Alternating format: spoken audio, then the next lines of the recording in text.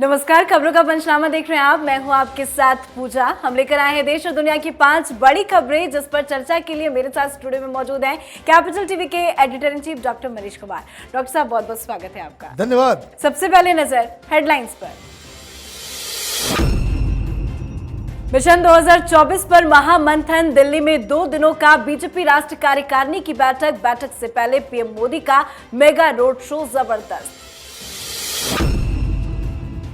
Collegium पर मोदी सरकार supreme court में जबरदस्त टकराव। कानून मंत्री रिजिजू ने सीजीआई को लिखी चिट्ठी। कोलिजियम में सरकार के प्रतिनिधि को शामिल करने की मांग।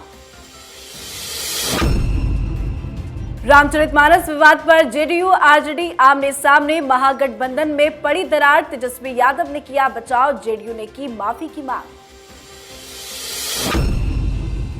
आप और एलजी के बीच टकराव जारी। खुद सड़क पर आज उतरे केजरीवाल। जमकर किया विरोध प्रदर्शन। दिल्ली एलजी पर लगाए कई गंभीर आरोप। गणतंत्र दिवस से पहले दिल्ली से पंजाब तक अलर्ट जारी। राम मंदिर पर हमले की फिराक में आतंकी संगठन। सुरक्षा एजेंसियां अलर्ट पर।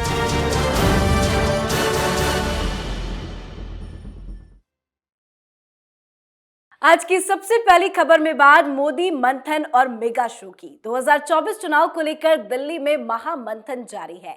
बीजेपी की 2 दिवसीय राष्ट्रीय कार्यकारिणी की बैठक है। बैठक में मिशन 2024 और विधानसभा चुनाव की रणनीति पर चर्चा की जा रही है।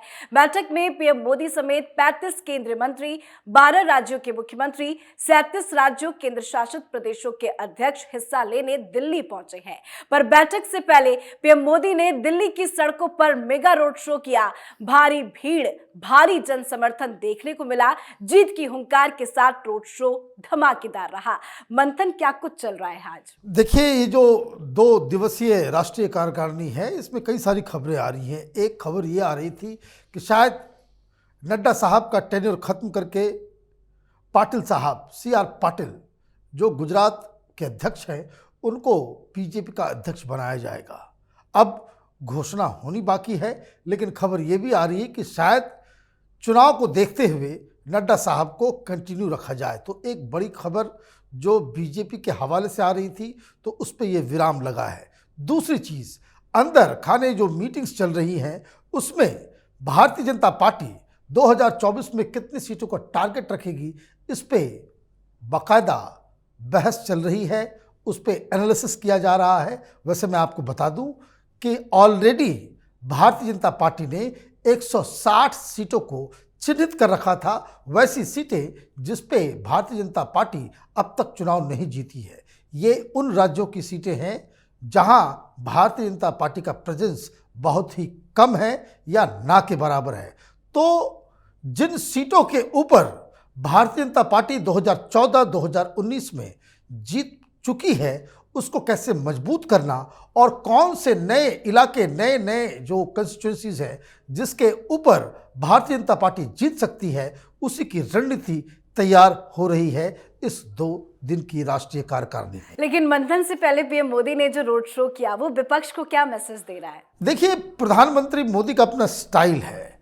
वो बार बार इस बात को चिन्हित करना चाहते हैं कि देश की जनता उनके साथ है और उनका मैजिक अभी भी बरकरार है, जो वाकई भीड़ देख के लगता भी है। बिल्कुल। अब बात कोलिजियम पर मोदी सरकार और सुप्रीम कोर्ट के बीच जारी जंग की। कोलिजियम सिस्टम को लेकर केंद्र सरकार और सुप्रीम कोर्ट के बीच खींचतान बढ़ती जा रही है।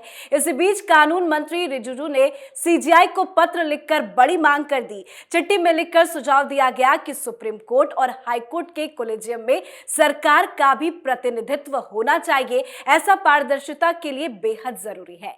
किरण रिजिजू जी का तर्क है कि जजों की नियुक्ति में सरकार की भूमिका बहुत महत्वपूर्ण थी, क्योंकि जजों के पास तमाम रिपोर्ट्स और जरूरी सूचनाएं नहीं होती जो सरकार के पास है, और इसीलिए उन्होंने दोबारा कोलिजियम की जगह नेशनल जुडिशियल अपॉइंटमेंट्स यानी NJAC की बहाली का पक्ष लिया है। क्या कुछ मांग कर रहे हैं ये? देखिए, ये जो कोलिजियम सिस्टम है, ये देश के हाई कोर्ट और सुप्रीम कोर्ट में जजेस की बहाली को करती है, और ये सिस्टम हिंदुस्तान के संविधान, बाबा भीमराव अंबेडकर के द्वारा बनाए गए संविधान में इस तरह की व्यवस्था नहीं थी। ये समय के साथ साथ एक नया इंस्टीट्यूशन खड़ा हुआ है, लेकिन इस पे कई सारे सवाल खड़े हो रहे हैं। कोलेजियम सिस्टम का मतलब ये है कि जजेस आपस में ही ये तय करते हैं कि कौन से व्यक्ति को किस कोर्ट, हाई कोर्ट और सुप्रीम कोर्ट में जज नियुक्त किया जाए। दुनिया में जहाँ जहाँ भी डेमोक्रेसी है वहाँ कहीं भी इस तरह का नियम कानून नहीं है जहाँ जज खुद ही जजेस को चुनते हों। ये डेमोक्रेसी के बेसिक पिलर्स के खिलाफ है। ये इंस्टीट्यूशंस के बीच चेक एंड बैलेंस का जो सिस्टम है उस सिस्टम के खिलाफ जाता है और इसलिए मोदी सरकार बार बार इस बात के ऊपर अड़ी हुई है कि ये जो जुडिशरी में जजेस की जो तानाशाही है उस पर विराम लगना चाहिए। वो इसलिए भी क्योंकि हिंदुस्तान में डेमोक्रेसी है और डेमोक्रेसी में कोई ऐसा इंस्टीट्यूशन ना हो जो तानाशाही रवैया अपनाए। इलेक्शन कमीशन एक संवैधानिक संस्था है, वहाँ पे जो लोग काम करते हैं बड़ा इंडिपेंडेंटली काम करते हैं, लेकिन कल ये लोग ये कहने लग जाए कि इलेक्शन कमिश्नर कौन होगा, सीईसी कौन होगा, ये हम ही तय करेंगे, तो ये संविधान के बेसिक प्रिंसिपल्स के खिलाफ जाता है। प्रधानमंत्री मोदी डेमोक्रेसी बहाल करना चाह रहे हैं, ये जो तानाशाही है जुडिशरी के अंदर उसको ख़त्म करना चाह रहे हैं, लेकिन जजेस तो जजेस हैं, वो भी झुकने को तैयार नहीं है और प्रधानमंत्री मोदी की सरकार है वो भी झुकने को तैयार नहीं है। उनका सुझाव ये है कि एक अपॉइंटमेंट कमेटी बनी जाए जिसमें जजेस भी हों, एक्सपर्ट्स भी हों, सरकार के भी लोग हों और वो मिलकर तय करें कि किस व्यक्ति को कहाँ अपॉइंट किया जाए। एक रैशनल और लॉजिकल सजेशन है जिसे जुडिशरी नहीं मान रही। तो सरकार की तरफ से अगर कोई एक प्रतिनिधि शामिल होता है तो सुप्रीम कोर्ट को दिक्कत क्या होगी? उनमें दिक्कत यह है कि वो नहीं देना चाहते इस अधिकार को। एक तो किसी कंट्रोवर्सी की वजह से, पिछली सरकारों की गलतियों की वजह से आपने सिस्टम बदला, कॉलेजियम सिस्टम को आपने बना दिया, लेकिन इस कॉलेजियम सिस्टम की वजह से हो यह रहा है कि भाई भतीजावाद, जजेस के बेटे जजेस बन रहे हैं, नेताओं के बेटे कोर्ट में जजेस बन रहे हैं। यहाँ भाई भतीजावाद, नेपोटिज्म का शिकार हो गया है अपर जुडिशरी। बिल्कुल। अब बात रामचरितमानस को लेकर जारी विवाद की। बिहार के शिक्षा मंत्री चंद्रशेखर यादव ने जब से रामचरितमानस को लेकर विवादित बयान दिया है उसके बाद से ही घमासान मचा हुआ है। जेडीयू आरजेडी में तकरार बढ़ती जा रही है।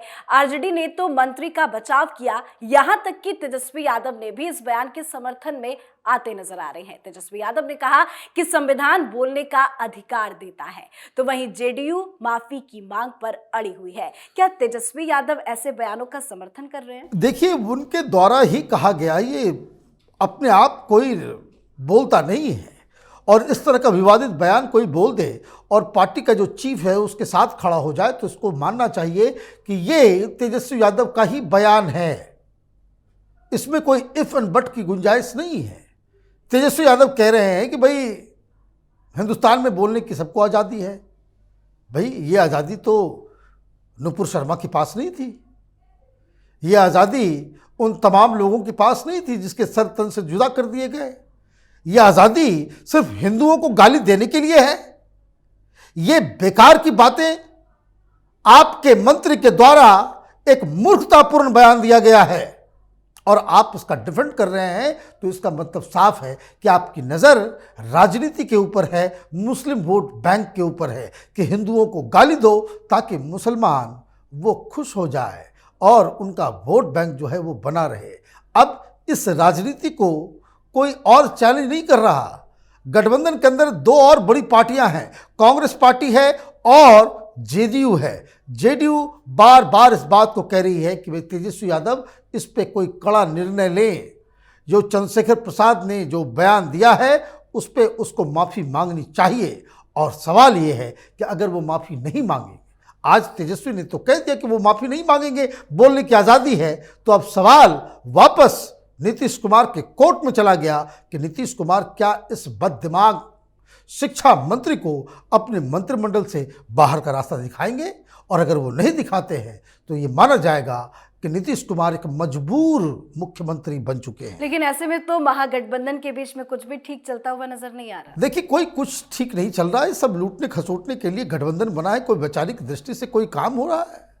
नीतीश कुमार जीवन भर जेडीयू के तमाम लीडर जीवन भर आरजेडी के गुंडागर्दी से लड़ते आए, जंगल राज से लड़ते आए हैं।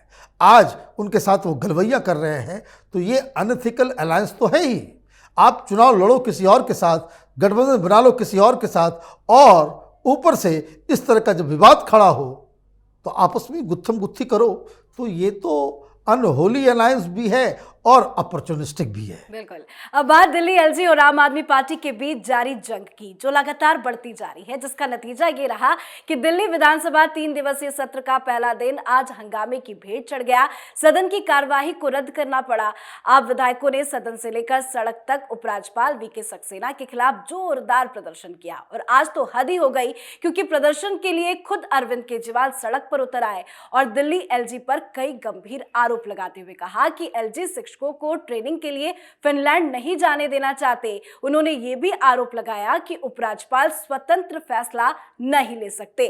खुद दिल्ली के सीएम सड़कों पर उतर आए हैं, विरोध प्रदर्शन कर रहे हैं। ये तस्वीरें शोभा देती हैं क्या? देखिए, अरविंद केजरीवाल को समझ में आ गया कि भाई 26 जनवरी नजदीक है, इसलिए हंगामा करना है, फुटेज मिलेगा।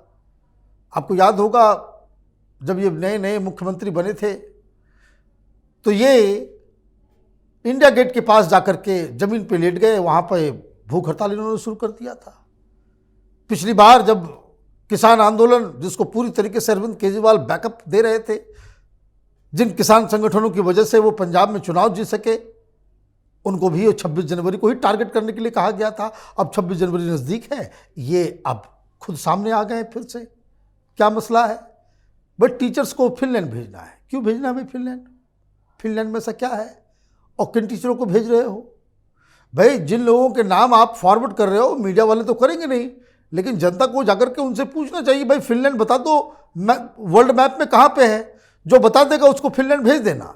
एक टीचर नहीं बता पाएगा ढंग से कि फिनलैंड कहाँ पे है और उसकी राजधानी कहाँ है, और बड़े ये ट्रेनिंग करने के लिए।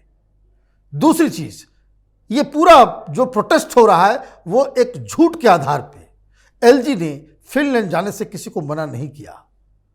प्रपोजल आया, एलजी साहब ने बस इतना ही कहा कि इसका कॉस्ट बेनिफिट एनालिसिस कर लो कि जो पैसे खर्च कर रहे हो उससे क्या हम पाएंगे। हिंदुस्तान में अब ये कल्चर बदल चुका है। बड़े बड़े सेक्रेटरी लेवल के अधिकारियों को भी पापड़ बेलने पड़ते हैं अगर उनको कहीं बाहर जाना है तो। बाकायदा सरकार इस चीज़ का अवलोकन करती है कि भाई इसके इतने रुपए खर्च करके विदेश में आप घूमने जा रहे हो तो उसका फायदा क्या होगा। देश की जनता का पैसा नेताओं के लिए, अधिकारियों के लिए और उनकी राजनीति के लिए कोई रिजॉर्ट टूर पे खर्च नहीं होना चाहिए, और इसलिए उन्हें कॉस्ट बेनिफिट एनालिसिस करने के लिए कहा गया। अब वो कॉस्ट बेनिफिट एनालिसिस करते कि भाई वहाँ जाएंगे, हमारे टीचर जो है वहाँ यहाँ से मूर्खानंद बन करके जाएंगे और फिनलैंड में 4 दिन बिताने के बाद जब वापस आएंगे तो महाज्ञानी बन जाएंगे। ये रिपोर्ट बता दो भाई कैसे महाज्ञानी बनेंगे, आपको अनुमति दे दी जाएगी। लेकिन नहीं, आप ढूंढते हो हर चीज़ में कैसे राजनीति की जाए। दिक्कत यह है केजरीवाल चारों तरफ से फंस रहा है, घोटाले सामने आ रहे हैं, इमेज धरातल पे जा रहा है, और प्रधानमंत्री मोदी दिल्ली में आज सवेरे सवेरे उन्होंने रैली कर दी। अब वो जो उनका जो रोड शो हुआ तो ये कहाँ पीछे हटने वाले कि सारा फुटेज टीवी में चला जाएगा मोदी जी को ही। तो आज हम भी कुछ ड्रामा करते हैं ताकि हमें भी कुछ स्पेस मिल जाए। अन्यथा पिछले 1 महीने से लोग राहुल गांधी का ही चेहरा देख रहे हैं या मोदी का ही चेहरा देख रहे हैं। तो ये एक घटिया किस्म की राजनीति जिसमें अरविंद केजरीवाल मास्टर है। लेकिन सड़क पे उतरे फिर भी उनको कोई फायदा तो नहीं हुआ। देखिए, कोई फायदा होगा नहीं, ये बेकार के मुद्दों को उठा करने के लिए जाते हैं जी। अभी नए नए केसेस चल रहे हैं, पहले आप अपनी इज्जत बताओ, चेहरा बचाओ, शराब घोटाले से लोगों को बचा के निकालो, सदन जैन को बाहर करो। जब आप ढंग से काम करोगे तब तो काम वाम करना है नहीं, राजनीति ढेर सारी करनी है। बिल्कुल। नजर डालते हैं आखिरी खबर की ओर। गणतंत्र दिवस से पहले बड़े आतंकी हमले की साजिश रची जा रही है। खुफिया एजेंसियों को अयोध्या में बन रहे राम मंदिर पर आतंकी हमले की साजिश के इनपुट मिले हैं। खुलासा हुआ है कि आतंकी सुसाइड बॉम्बर के जरिए हमला कर सकते हैं। इसे लेकर अलर्ट भी जारी कर दिया गया है। दिल्ली से लेकर पंजाब तक सुरक्षा एजेंसियां अलर्ट मोड पर है। क्यों बार बार राम मंदिर को निशाना बनाया जाता है? देखिए, राम मंदिर में तो हिंदुस्तान में लोग विरोध कर ही रहे हैं। उनको एक ग्राउंड मिला हुआ है। कुछ मौलवी मौलाना सामने आते हैं, वो कहते हैं कि भाई 100 साल के बाद हम उसके ऊपर बुलडोजर चलाएंगे। जब हमारी सरकार होगी, सुप्रीम कोर्ट का जज हमारा होगा, प्रधानमंत्री हमारा होगा। जब राजनीति हमारे उंगली पे नाचेगी, हम इतना जनसंख्या बढ़ा लेंगे। तो ऐसे में आप जब समाज के अंदर सुप्रीम कोर्ट के फैसले का भी विरोध करोगे, ये तमाम जो कांग्रेस हो या फिर आम आदमी पार्टी हो या जितने भी तथाकथित सेकुलर पार्टियां हैं, इन सभी लोगों ने सुप्रीम कोर्ट के फैसले को गलत बताया।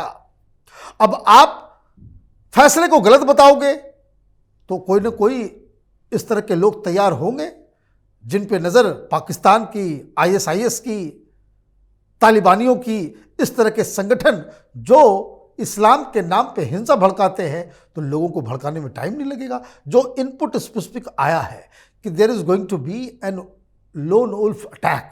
लोन वुल्फ अटैक कहते हैं कि अकेला आदमी बॉम्ब देह में बांधा और कहीं जाकर के विस्फोट कर दिया। इस तरह के हादसे अभी साउथ इंडिया में अभी हाल में ही हुआ है, मंगलुरु ब्लास्ट उसका एक एग्जाम्पल है। किस तरह के सारिक नाम का एक व्यक्ति उसमें पकड़ा गया है। कांग्रेस पार्टी का दफ्तर उसके घर में खुला हुआ है। तमाम तरह की चीज़ें हो रही है और इस तरह के इनपुट सबसे और भी ज़्यादा आने लगे हैं जब से पंजाब के अंदर खालिस्तानियों का भी एक नेटवर्क जो है वो पनप रहा है। वहाँ की सरकार ढुलमुल तरीके से खालिस्तानियों के खिलाफ एक्शन ले रही है। तो कुल मिलाकर के देश के दुश्मन, वो संगठन जो देश के बाहर ऑपरेट कर रहे हैं, उनको देश के अंदर कुछ शक्तियां शरण दे रही है, सपोर्ट कर रही है, समर्थन दे रही है। उसी का ये नतीजा है कि इस तरह के फीडबैक्स आ रहे हैं, इस तरह का थ्रेट्स मिल रहा है। बहुत बहुत धन्यवाद बातचीत के लिए। धन्यवाद। खबरों का पंचनामा में आज के लिए फिलहाल इतना ही। आज अपने शो ब्लैक एंड व्हाइट पर नोटबंदी को लेकर सबसे बड़ा खुलासा करने जा रहे हैं, तो देखना ना भूले हमारा खास शो ब्लैक एंड व्हाइट। साथ ही देश दुनिया की तमाम बड़ी खबरों के लिए देखते रहिए कैपिटल टीवी। नमस्कार।